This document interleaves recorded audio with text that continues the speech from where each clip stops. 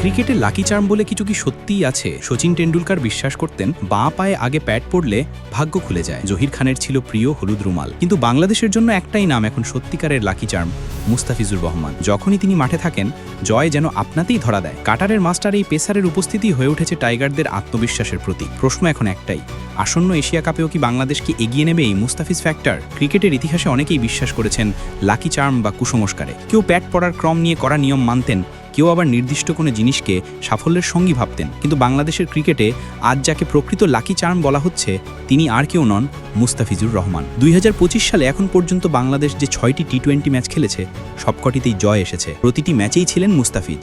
প্রতিপক্ষ ছিল বৈচিত্র্যময়, সংযুক্ত আরব আমিরাত, শ্রীলঙ্কা, পাকিস্তান কিংবা নেদারল্যান্ডস, কিন্তু ফলাফল একটাই, জয়। আর তার সঙ্গে ছিল ফিজের দুর্দান্ত প্রভাব।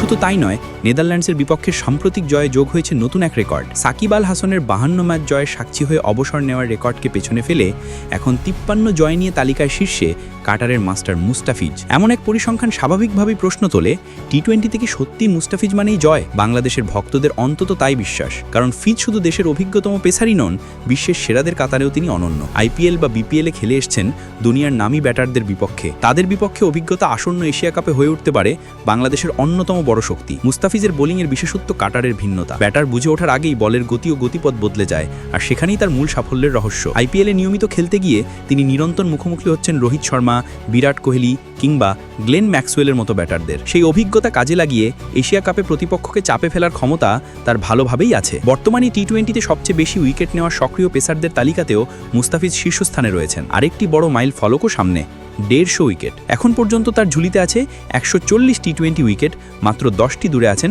150 উইকেটের মাইলস্টোন থেকে। এশিয়া কাপেই সেই রেকর্ড ছোঁয়ার সুযোগ পাবেন তিনি। তবে ব্যক্তিগত রেকর্ডের চেয়ে দলের সাফল্যই ফিজের কাছে বড়। কয়েকটি ইম্প্যাক্টফুল স্পেলই ম্যাচের মোড় ঘুরিয়ে দিতে পারে। বাংলাদেশের বোলিং আক্রমণে যেমন আছেন তাসকিন আহমেদ কিংবা শরীফুল ইসলাম, তেমনি মুস্তাফিজ হয়ে উঠতে পারেন অভিজ্ঞতার কারণে আসল নেতা। গুরুত্বপূর্ণ সময়ে একটি ব্রেক থ্রু এনে দিয়ে ম্যাচকে বাংলাদেশের পক্ষে টেনে নিতে পারেন তিনি। বাংলাদেশ ক্রিকেটের ভক্তরা তাই প্রত্যাশা করছে 2025 সালের এশিয়া কাপেও লাকি চার্ম হয়ে থাকবেন মুস্তাফিজুর রহমান। তার কাটার, তার জাদু এবং তার অভিজ্ঞতাই হয়ে উঠতে পারে টাইগারদের ট্রাম্প কার্ড। আর যদি ফিজ নিজের সেরাটা দিতে পারেন তাহলে শুধু জয় নয়, এবারের আসরে বাংলাদেশের সাফল্যের সবচেয়ে বড় গল্প লিখতে পারেন তিনি।